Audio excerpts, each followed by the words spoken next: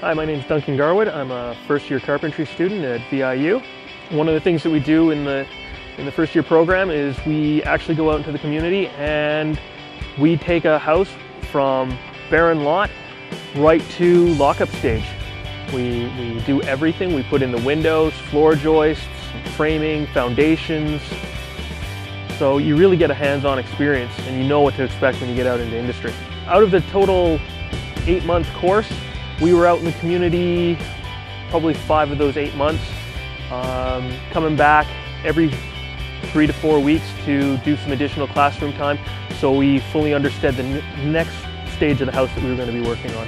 Yeah, coming back to find out what exactly it was we were supposed to do on the house and then go out and do it really helped teach us and allow us to understand why we were doing what we had to do. It wasn't just this has to go here, that has to go there, just go and do it. It was, here's why, this is the purpose of it. When you actually go out into the community looking for work and you tell prospective employers that you're in or have been in the first year carpentry program at VIU, they look at you with a different kind of respect. They think, there's a guy who knows what to do as a first year carpenter.